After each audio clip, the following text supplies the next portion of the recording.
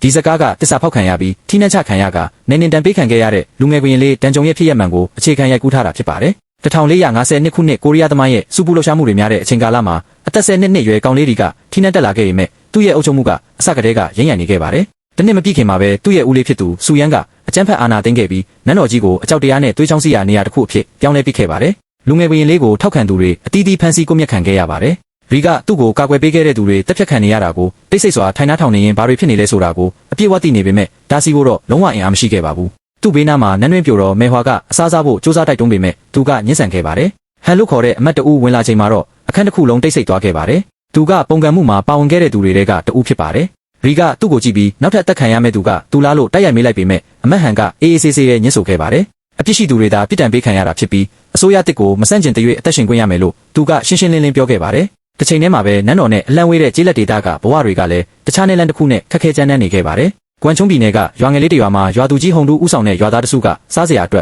်သမင်တကောင်ကိုအမဲလိုက်နေကြပါတယ်။သူတို့ကကျွမ်းကျင်တဲ့မူဆိုးတွေမဟုတ်တာတိတာနေပြီးပြစ်မှတ်ကိုအကြိမ်ကြိမ်လွှဲချော်နေခဲ့ကြပါတယ်။အကြိမ်ကြိမ်မအောင်မြင်ဖြစ်ပြီးနောက်ဟုံတူကသမင်ကိုနောက်ဆုံးမှာပြစ်မှတ်ထားနိုင်ခဲ့ပေမဲ့သူမယူနိုင်ခင်မှာပဲကြားတကောင်ရုတ်တရက်ပေါ်လာခဲ့ပါတယ်။အခြေအနေကချက်ချင်းဆိုသလိုပြောင်းလဲသွားခဲ့ပါတယ်။ကြားကဟုံတူကိုလိုက်ဖမ်းတဲ့အတွက်သူကတောနက်ထဲအထိထွက်ပြေးခဲ့ရပါတယ်။ထွက်ပြေးနေစဉ်မှာသူကထိတ်လန့်ပြီးခြုံပုတ်တွေထဲပြုတ်ကျသွားခဲ့ပါတယ်တခြားသူတွေကသူ့ကိုမြင်တဲ့အခါအပြင်းထူနေတယ်လို့ထင်ပြီးတကယ်ဖြစ်အပျက်ကိုမသိပဲရွာကိုပြန်သွားခဲ့ကြပါတယ်။နောက်ဆုံးမှာတော့ဟုံတူကိုရှာတွေ့သွားပြီးအနီးနားကတခြားရွာတစ်ရွာကိုခေါ်ဆောင်သွားခဲ့ကြပါတယ်။အဲ့ဒီမှာသူမြင်လိုက်ရတဲ့မြင်ကွင်းကသူ့ကိုအံ့တသွားစေခဲ့ပါတယ်။သူ့ရွာနဲ့မတူပဲဒီနေရာကစီကာတို့တက်နေခဲ့ပါတယ်။အစားအသောက်တွေပေါများနေပြီးလူတွေကကျမ်းမာရှင်လန်းနေပုံရပါတယ်။ဒါကသူကျင့်သားရနေတဲ့စာလောင်မသိမ့်မှုရုန်းကန်ရမှုတွေနဲ့လုံးဝကိုဆန့်ကျင်ဘက်ဖြစ်နေပါတယ်။တိကျင်စိတ်ပြင်းပြသွားတဲ့ဟုံတူကဒီရွာကဘလို့လို့ဒီလောက်တောင်စီကာတို့တက်လာရတာလဲလို့ရွာသူကြီးကိုမေးလိုက်ပါတယ်။မြို့တော်ကနေနေနေတန်ပေးခံရတဲ့အမတ်တဦးကိုလက်ခံလိုက်တဲ့အချိန်မှာအရာအလုံးပြောင်းလဲသွားတာဖြစ်ကြောင်းအဲ့ဒီလူကရှင်းပြပါတယ်။ဝင်ထုတ်ဝင်ပိုးဖြစ်မဲ့အစားအဲ့ဒီအမတ်ကသူတို့ကိုကူညီပေးခဲ့ပါတယ်။သူကအရင်းမြစ်မြောက်များစွာကိုယူဆောင်လာပေးပြီးကလေးတွေကိုပညာသင်ပေးကတရွာလုံးကိုတဖြည်းဖြည်းတိုးတက်လာစေခဲ့တာပါ။ဒီအကြောင်းကိုကြားပြီးစိတ်အားထက်သန်သွားတဲ့ဟုံတူကသူ့ရွာကိုပြန်လာပြီး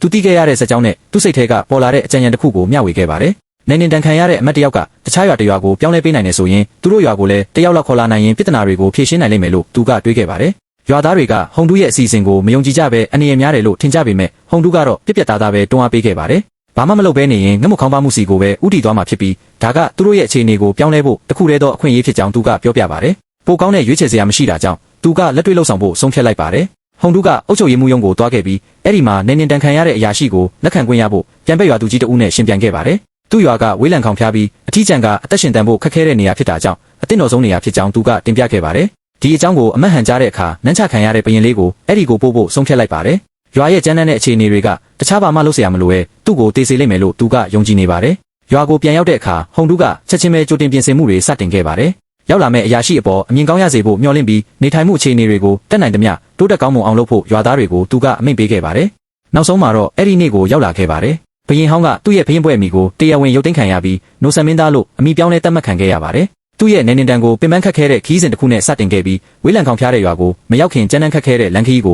နှစ်ရက်တိတိဖြတ်တန်းခဲ့ရပါတယ်။ဟုံတူကသူ့ကိုနွေးနွေးထွေးထွေးကြိုဆိုခဲ့ပြီးရေပြင်ကိုဖောင်းနဲ့ဖြတ်ဖို့ကိုယ်တိုင်လော့ခတ်ပေးခဲ့ပါတယ်။ဒါပေမဲ့ခီးတစ်ဝက်မှာပဲဖောင်းကကြောက်ဆောင်တစ်ခုနဲ့ဝင်တိုက်မိခဲ့ပါတယ်။လွတ်အောင်အသေးချာစူးစမ်းဆွဲထုတ်ပြီးနောက်မှာတော့ဖောင်းကကွဲထွက်သွားခဲ့ပါတယ်။နိုဆန်မင်းသားပါဝင်လူတိုင်းရေထဲပြုတ်ကျသွားပြီးရေဆိုရွှဲကတိတိတာတာကိုတုံးလို့သွားခဲ့ကြပါတယ်။နောက်ဆုံးမှာဟုံတူကအမတ်ရဲ့မျက်နှာကိုမြင်လိုက်ရတဲ့အခါသူ့ရဲ့မျှော်လင့်ချက်တွေအကုန်ပြိုလဲသွားခဲ့ပါတယ်။ပညာရှိပြီးအတွေ့အကြုံများတဲ့အရာရှိတဦးစားကလေးငယ်တစ်ယောက်နဲ့သူကရင်ဆိုင်လိုက်ရတာပါ။သူစူးစမ်းခဲ့သမျှအရာအလုံးအချီးနှီးဖြစ်သွားပြီလားလို့သူစတင်မေးခွန်းထုတ်လာခဲ့ပါတယ်။အဲ့ဒီနေ့နောက်ပိုင်းမှာရွာသားတွေကကောင်းမွန်တဲ့အစားအစာတစ်ခုကိုပြင်ဆင်ပေးခဲ့ပြီးဟုံတူကနိုဆန်မင်းသားစီယူသွားပေးခဲ့ပါတယ်။သူကအနည်းဆုံးတော့ကျေးဇူးတင်စကားကြားရမယ်လို့မျှော်လင့်ထားပေမဲ့မင်းသားကသူ့ကိုထွက်သွားဖို့အေးဆက်ဆက်ပဲပြောလိုက်ပါတယ်။ဟုံတူကအံ့အားသင့်သွားခဲ့ပါတယ်။သူ့ရွာမှာသူတို့ကိုယ်တိုင်အတွက်တောင်စားစရာလုံလောက်အောင်မရှိပေမဲ့အကောင်းဆုံးပြင်ဆင်ပေးခဲ့တာကိုအတိအမှတ်မပြုခံရတာပါ။စိတ်ပြတ်သွားတဲ့အတွက်နောက်ဆုံးမှာအဲ့ဒီစားစာကိုသူကိုယ်တိုင်ပဲစားပစ်လိုက်ပါတယ်။နန်းတော်မှာတော့အမတ်တွေကနိုဆန်မင်းသားတိတ်မကြခင်တေဆုံးသွားလိမ့်မယ်လို့ယုံကြည်နေကြပါတယ်။ကျန်းတဲ့ပတ်ဝန်းကျင်နဲ့အထောက်ပံ့မရှိမှုကသူ့ကိုတလအတွင်းအဆုံးသတ်သွားစေမယ်လို့သူတို့ယုံကြည်နေကြပါတယ်။ဒါပေမဲ့အမတ်ဟန်ကသူတို့ကိုစိတ်မချဖို့တတိပေးခဲ့ပါတယ်။နိုဆန်မင်းသားရဲ့ဦးလေးဖြစ်သူကွန်ဆောင်ကိုလည်းအနီးနားကရွာတရွာကိုနေနေတန်ပေးထားကြောင်းသူကတတိပေးခဲ့ပါတယ်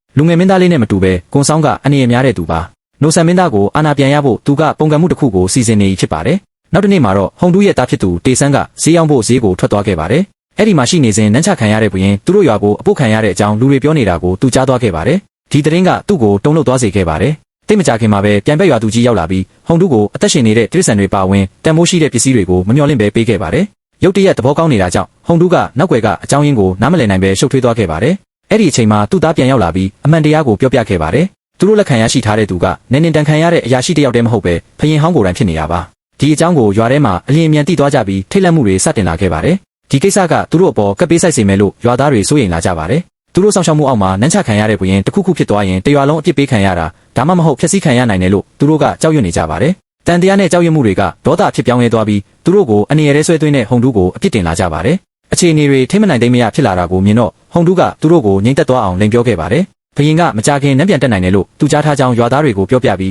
သူတို့ရွာကိုဘာအနေမှကြားရောက်လာမှာမဟုတ်ဘူးလို့အာမခံခဲ့ပါတယ်။အဲ့ဒီညမှာနိုဆန်မင်းသားကအိတ်မပျော်နိုင်ပဲရုန်းကန်နေရပါတယ်။သူ့ရဲ့တစ္ဆာရှိတဲ့နောက်လိုက်တွေတေဆုံးသွားတာကိုပြန်မြင်အောင်ရင်အိတ်မက်ဆိုးတွေမကြာခဏမှတ်နေခဲ့ပါတယ်။အပြစ်ရှိစိတ်ကသူ့ပေါ်ဖိစီးနေပြီးသူတို့နဲ့အတူတေဆုံးသွားတဲ့နယ်လို့သူစတင်တွေးတော့လာခဲ့ပါတယ်။သူက6ကမ်းပါးဆုံးကိုရှောက်သွားပြီးကိုခုံချလိုက်ပါတယ်။ဒါပေမဲ့သူပြုတ်ကျသွားချိန်မှာပဲဟုံတူးကသူ့ကိုဖမ်းဆွဲထားလိုက်ပါတယ်။သူ့အတွက်အသက်ရှင်နေဖို့ဘာအကြောင်းပြချက်မှမရှိတော့ဘူးလို့ပြောပြီးလွတ်ပေးဖို့ဟုံတူးကိုသူကတောင်းပန်ခဲ့ပါတယ်။ဒါပေမဲ့ဟုံတူးကသူ့ကိုပြန်ဆွဲတင်လိုက်ပြီးသူ့ကိုအသေးခံခိုင်းလို့မရကြောင်းဘာလို့လဲဆိုတော့သူ့ကိုတစ်ခုခုဖြစ်သွားရင်တရွာလုံးဖျက်ဆီးခံရမှာဖြစ်ကြောင်းပွင့်ပွင့်လင်းလင်းပဲပြောပြခဲ့ပါတယ်။နောက်တစ်နေ့မှာရွာသားတွေကနိုဆန်မင်းသားအတွက်နေ့လယ်စာကိုထပ်မံပြင်ဆင်ပေးခဲ့ကြပါတယ်။ဒီတစ်ချိန်မှာတော့အစားတောက်ဖို့တေဆန်းကိုဆေလွတ်ခဲ့ပါတယ်။သူရောက်လာတဲ့အခါမင်းသားကိုအစားစားဖို့တိုက်တွန်းခဲ့ပြီးအစားအစာတွေကိုမစားဘဲပြန်ပေးလိုက်ရင်အပြစ်ကင်းတဲ့ရွာသားတွေစိုးရိမ်လာကြလိမ့်မယ်လို့ရှင်းပြခဲ့ပါတယ်။အစားအစာကမကောင်းလို့လားဒါမှမဟုတ်တစ်ခုခုမှားယွင်းနေလို့လားလို့သူတို့ကထင်ကြလိမ့်မယ်လို့ဆိုပါတယ်။ဒီစကားကိုကြားတော့သူကတေဆန်းကိုသူ့စားလိုက်ဖို့ပြောပြီးသူတေချာစားလိုက်တယ်လို့လူတိုင်းကိုပြောပေးဖို့တောင်းဆိုခဲ့ပါတယ်။ဒါပေမဲ့မကြခင်မှာပဲရွာသားတွေကအမှန်တရားကိုသိသွားခဲ့ကြပါတယ်။နောက်တစ်နေ့မနက်မှာတော့ကွန်ဆောင်စီကစာတဆောင်ရောက်လာခဲ့ပါတယ်။နိုဆန်မင်းသားကစာထဲမှာဘာတွေရေးထားမလဲဆိုတာကိုကြောက်ရွံ့နေပြီးမဖွင့်ခင်မှာတွန့်ဆုတ်နေခဲ့ပါတယ်။တိတ်မကြခင်မှာပဲမေဟွာကသူ့ပြောင်းနေတာကိုတတိထားမိပြီးသူ့ကိုတွေးမိလားလို့ဟုံတူးကိုမေးခဲ့ပါတယ်။ကိုထက်ပြီးအနေရပြုမလားဆိုတာစိုးရိမ်သွားတဲ့ဟုံတူးက6ကမ်းပါးဘက်ကိုပြေးသွားခဲ့ပါတယ်။6ကမ်းပါးမှာနိုဆန်မင်းသားကစာကိုဖတ်နေပါတယ်။သူအဲ့ဒီမှာရက်နေတာကိုဟုံတူးမြင်တဲ့အခါခုံချတော့မယ်လို့ထင်သွားခဲ့ပါတယ်။တကူကောင်းဆန်တာကိုရက်တန်းကရက်ဖို့သူ့ကိုအော်ပြောလိုက်ပြီးသူ့ရဲ့လုပ်ရက်တွေက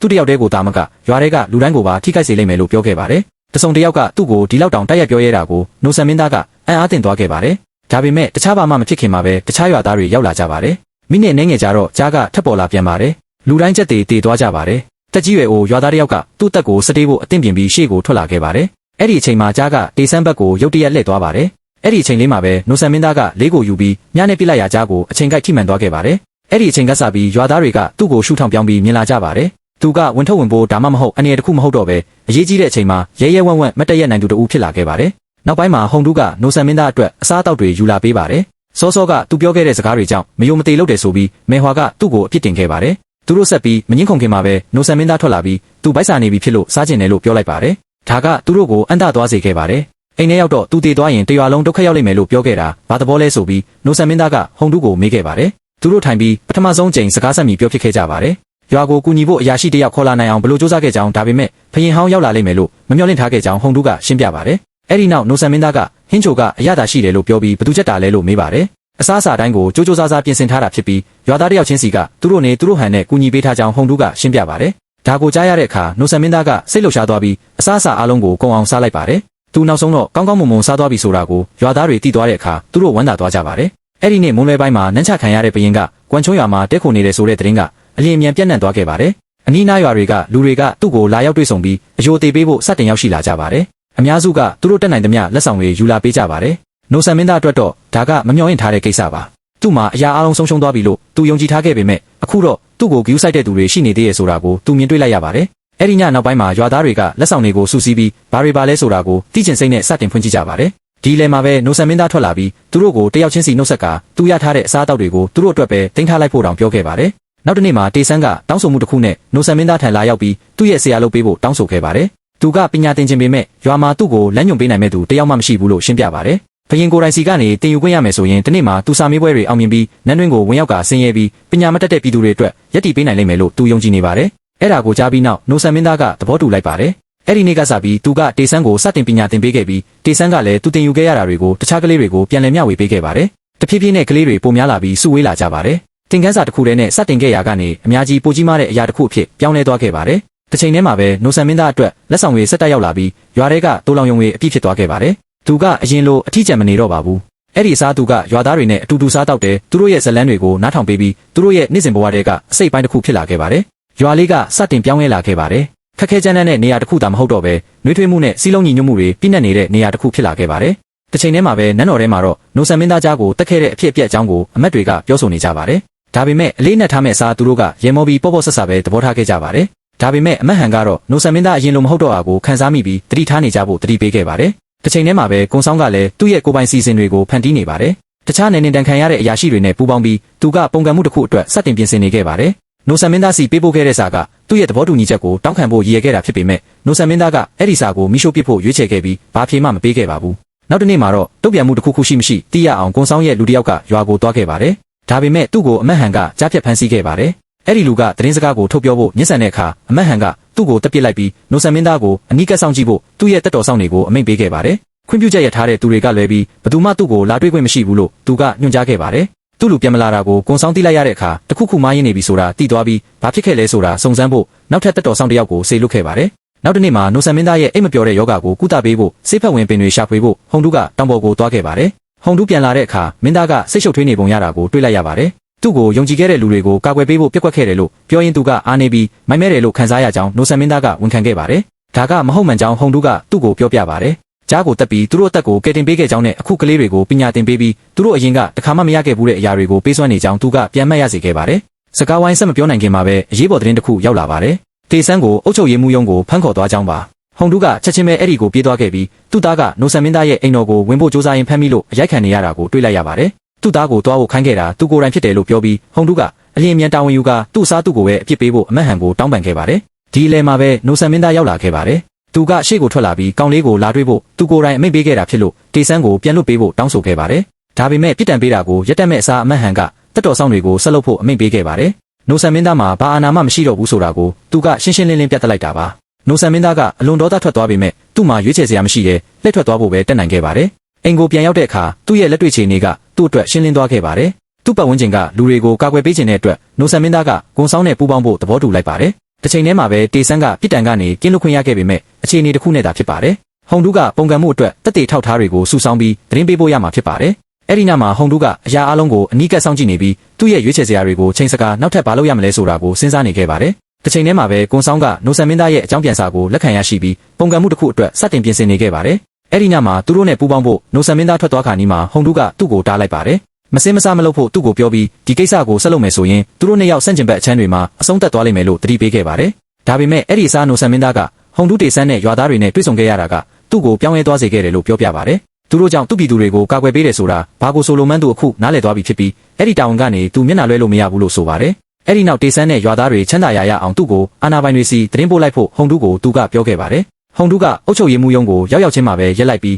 နိုဆန်မင်းသားကိုရှာဖို့ပြန်လှည့်လာခဲ့ပါတယ်။သူ့ကိုမြင်တဲ့အခါသူကသူ့အတွက်တကယ်ရဲ့အရေးပါရဲ့လားလို့မေးခဲ့ပါတယ်။နိုဆန်မင်းသားကသူ့ကိုကြည့်ပြီးငါကတော့မင်းအတွက်ဘာမှအတိတ်ပဲမရှိဘူးလားလို့ပြန်ဖြေခဲ့ပါတယ်။အဲ့ဒီအချိန်လေးမှာသူတို့နှစ်ယောက်လုံးရဲ့နှလုံးသားထဲမှာတယောက်ကိုတယောက်ထုတ်ပြောဖို့တာထက်ပိုပြီးအရေးပါနေတယ်ဆိုတာကိုသူတို့သိလိုက်ကြပါတယ်။အဲ့ဒီနောက်ဟုံတူးကသူ့ကိုကွန်ဆောင်ရဲ့လူတွေရှိရမယ့်တွေ့ဆုံမဲ့နေရာစီခေါ်သွားခဲ့ပါတယ်။ဒါပေမဲ့သူတို့ရောက်သွားတဲ့အခါအမတ်ဟန်ကအဲ့ဒီမှာရောက်နေပြီးစောင့်နေခဲ့ပါတယ်။အရာအလုံးကိုစီစဉ်ထားပြီးသားဖြစ်နေပါတယ်။ဟန်ကသူတို့ကိုတပြိုင်နက်တည်းရှင်းလင်းပစ်ဖို့ရည်ရွယ်ချက်နဲ့နိုဆန်မင်းသားကိုကွန်ဆောင်အနီးမှာတမင်တကာထားရှိခဲ့ကြောင်းထုတ်ဖော်ပြောကြားခဲ့ပါတယ်။ကွန်ဆောင်ရဲ့လူတွေကနိုဆန်မင်းသားကိုထွက်ပြေးဖို့အချိန်ရအောင်ခံတိုက်ဖို့ကြိုးစားခဲ့ကြပေမဲ့အလျင်အမြန်ပဲအနိုင်ယူခံလိုက်ရပါတယ်။ဟန်ကမကြခင်မှာပဲနိုဆန်မင်းသားနဲ့ဟုံတူးတို့ကိုမိသွားပါတယ်။သူကဟုံတူးဘက်ကိုလှည့်ပြီးသူ့ကိုတစ္ဆာဖောက်ဖို့ရွေးချယ်ခဲ့တဲ့အတွက်သူ့သားနဲ့တရွာလုံးကိုရှင်းလင်းပစ်မယ်လို့ရှင်းရှင်းလင်းလင်းပြောလိုက်ပါတယ်။အဲ့ဒီအချိန်မှာနိုဆန်မင်းသားကဟုံတူးကိုဖမ်းဆွဲလိုက်ပြီးဟုံတူးကသူ့ကိုဒီကိုခေါ်လာဖို့အမတ်ဟန်နဲ့ပူးပေါင်းခဲ့တယ်လို့ဆိုကတစ္ဆာဖောက်မှုနဲ့ကျေလောင်စွာဆွဆွဲလိုက်ပါတယ်။ဒါကဟုံတူးကိုကာကွယ်ပေးဖို့ရည်ရတဲ့လုပ်ရက်တစ်ခုပါ။တိတ်မကြခင်မှာပဲနိုဆန်မင်းသားအဖမ်းခံလိုက်ရပါတယ်။တစ်ချိန်တည်းမှာပဲကွန်ဆောင်နဲ့သူ့ရဲ့တပ်ဖွဲ့တွေလည်းအနိုင်ယူခံလိုက်ရပါတယ်။သူတို့ဖမ်းဆီးခံရပြီးနောက်ပိုင်းမှာအစိတ်ခတ်ပြီးကွပ်မျက်ခံခဲ့ရပါတယ်။အဲ့ဒီနောက်မှာဟုံတူးကနိုဆန်မင်းသားဘာဖြစ်သွားမလဲဆိုတာကိုစိုးရိမ်ပူပန်ရင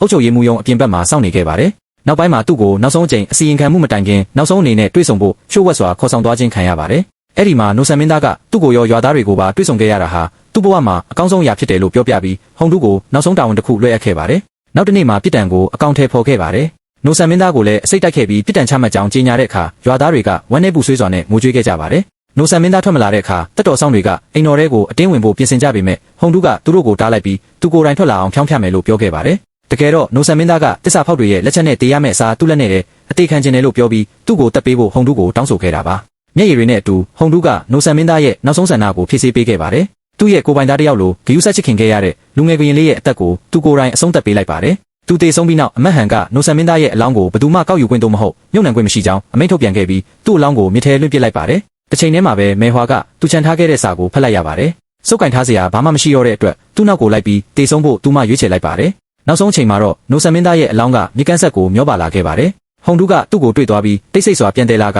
သူညှင်းပယ်ခံခဲ့ရတဲ့ဂုံတိတ်ခါကိုပြန်လည်ပေးအပ်ခဲ့ပါတယ်။ဒီလိုနဲ့ပဲလူငယ်ကွရင်လေးရဲ့ဇလန်းကအဆုံးသတ်သွားခဲ့ပါတယ်။ဒီဇလန်းကဖြစ်ရမှန်ကိုအခြေခံထားတာဖြစ်ပါတယ်။နောက်ဆုံးတော့နှစ်ပေါင်း240နှစ်ကြာမှနိုဆန်မင်းသားကိုတန်ကြုံဘရင်အဖြစ်ပြန်လည်ဂုဏ်တင်ခဲ့ပြီးဟုံတူးကိုလည်းသူ့ရဲ့တစ္ဆာရှိမှုအတွက်ဂုဏ်ပြုခဲ့ကြပါတယ်။ဒီနေ့ခေတ်မှာတော့သူတို့ရဲ့တင်ချိုင်းတွေကသူတို့ရဲ့တန်ရောစဉ်ကိုအမှတ်ရစေဖို့အတူတကွတည်ရှိနေကြပါတယ်